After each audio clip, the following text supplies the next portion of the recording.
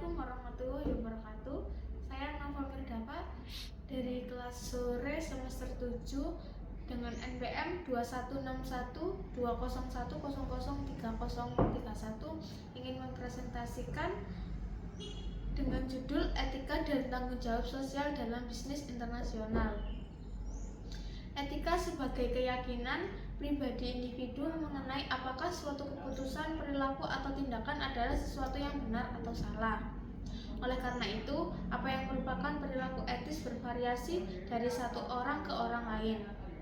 Misalnya, seseorang yang menemukan uang kertas pecahan 20 euro di lantai di sebuah ruang kosong mungkin merasa tidak apa-apa untuk mengambilnya. Sementara orang yang lain merasa terdorong untuk menyerahkannya ke departemen barang hilang dan orang yang ketiga akan memberikannya untuk amal. Meskipun etika didefinisikan dalam konteks keyakinan individual, konsep perilaku etis biasanya merujuk pada perilaku yang sesuai dengan norma sosial yang biasanya diterima. Perilaku tidak etis adalah perilaku yang tidak sesuai dengan norma sosial yang biasanya diterima. Etika dalam konteks lintas budaya dan internasional.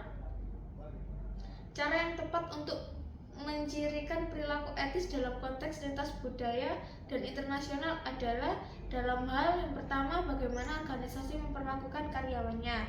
Yang kedua, bagaimana karyawan memperlakukan organisasi. Ketiga, bagaimana organisasi dan karyawan memperlakukan agen ekonomi lainnya.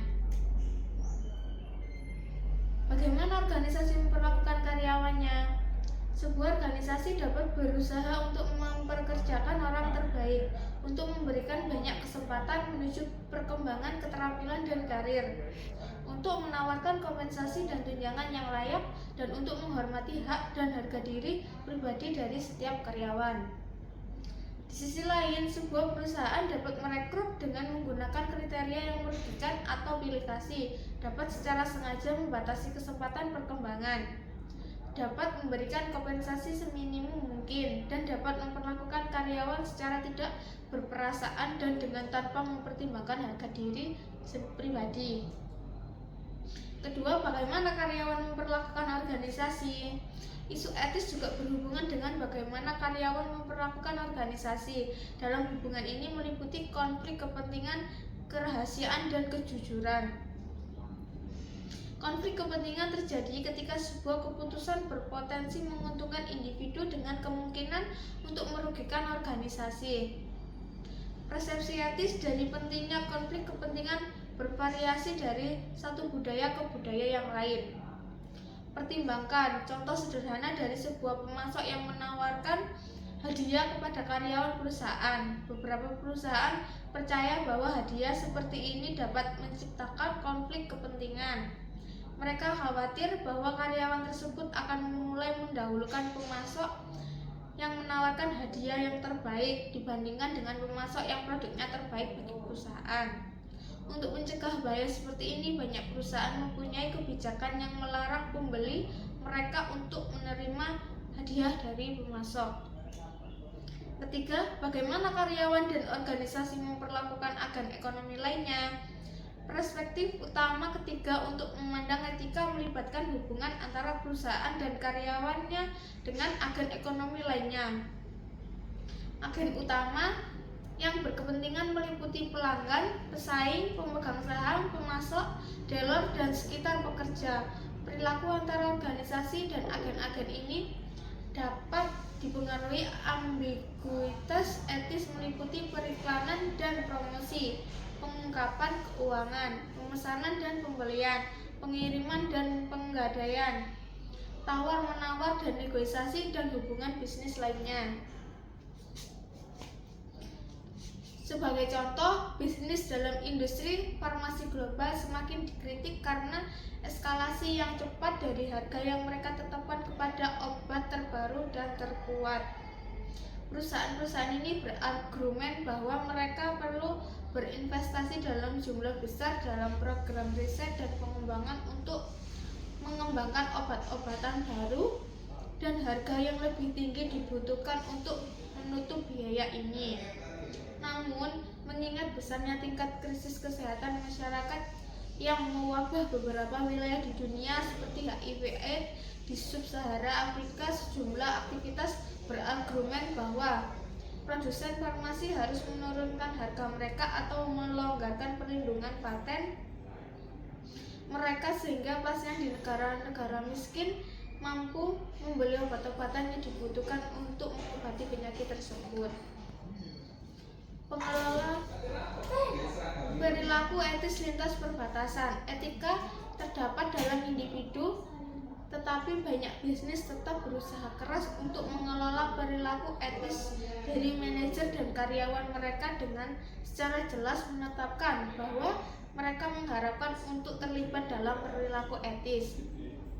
Mereka juga ingin mengambil langkah-langkah yang diperlakukan untuk menghilangkan ambiguitas sebanyak mungkin mengenai apa yang dipandang perusahaan sebagai perilaku etis versus tidak etis.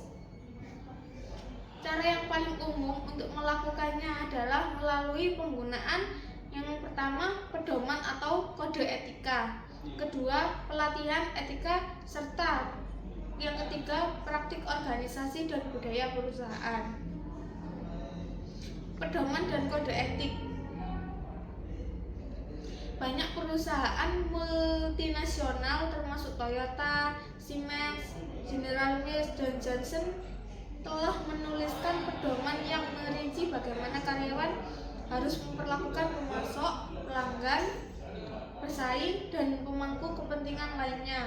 Perusahaan yang lainnya seperti Philips, Nissan, Duo, Whirlpool, dan Hewlett Packard telah mengembangkan kode etik. Formal pernyataan tertulis berisi nilai-nilai dan standar etika yang menandai tindakan perusahaan. Pelatihan etika. Beberapa MNC menangani isu etis secara proaktif dengan menawarkan pelatihan kepada karyawan mengenai cara untuk mengatasi dilema etis. Di Boeing, sebagai contoh, manajer lini memimpin sesi pelatihan untuk karyawan lainnya, dan perusahaan tersebut juga mempunyai komite etik yang bertanggung jawab langsung pada dewan direksi. Sesi pelatihan tersebut melibatkan diskusi mengenai dilema-dilema etis yang mungkin dijumpai karyawan dan bagaimana mereka dapat menangani dilema-dilema tersebut dengan cara terbaik. Praktik organisasi dan budaya perusahaan. Praktik organisasi dan budaya perusahaan juga berkontribusi terhadap manajemen perilaku etis jika pemimpin puncak dalam perusahaan perilaku dengan cara etis dan pelanggaran standar etika ditangani secara langsung dan tepat, maka setiap orang dalam organisasi akan memahami bahwa perusahaan mengharapkan mereka berperilaku dengan cara etis untuk mengambil keputusan etis dan melakukan hal yang benar. Namun, jika pemimpin puncak tampil untuk membebaskan diri dari standar etika atau memilih untuk mengabaikan atau merendahkan perilaku tidak etis, maka pesan yang berlawanan sedang dikirimkan bahwa mereka dapat melakukan sesuatu yang tidak etis jika mereka dapat menyembunyikannya. Tanggung jawab sosial perusahaan dalam konteks lintas budaya dan internasional. Secara spesifik, tanggung jawab sosial perusahaan adalah serangkaian tanggung jawab yang dilakukan perusahaan untuk melindungi dan mengangkat masyarakat di mana mereka berfungsi. CSR adalah triple bottom line, yaitu gagasan bahwa perusahaan harus memperhatikan dan menyeimbangkan tiga tujuan dalam merumuskan dan menerapkan strategi dan keputusan mereka. Yang pertama, memenuhi misi ekonomi mereka, menghasilkan laba bagi pemegang saham mereka, serta menciptakan nilai untuk pemangku kepentingan mereka. Yang kedua, melindungi lingkungan, dan yang ketiga, mengangkat kesejahteraan umum masyarakat. Ada tiga tujuan CSR dalam merumuskan dan menerapkan strategi dan keputusan mereka. Yang pertama, memenuhi misi ekonomi mereka, menghasilkan laba bagi pemegang saham, menciptakan nilai untuk pemangku kepentingan. Yang kedua, melindungi lingkungan. Yang ketiga, mengangkat kesejahteraan umum masyarakat. Mengelola tanggung jawab sosial lintas perbatasan. Pendekatan terhadap tanggung jawab sosial. Yang pertama, sikap untuk menghalangi. Yang kedua, sikap defensif. Ketiga, sikap akomodatif. Dan yang terakhir, sikap proaktif. Mengelola kepatuhan. Yang pertama kepatuhan hukum, yang kedua kepatuhan etis, yang ketiga pemberian filantropis. Dimensi informasi dari tanggung jawab sosial. Yang pertama kepemimpinan dan budaya organisasi, yang kedua pengungkapan perilaku ilegal atau tidak etis yang dilakukan karyawan bagi lainnya dalam organisasi. Cara organisasi merespon terhadap praktik ini mengindikasikan terhadap tanggung jawab sosial. Mengevaluasi tanggung jawab sosial. Audit sosial perusahaan adalah analisis formal dan menyeluruh terhadap efektivitas kinerja sosial perusahaan. Demikian presentasi dari saya. Terima kasih. Assalamualaikum warahmatullahi wabarakatuh.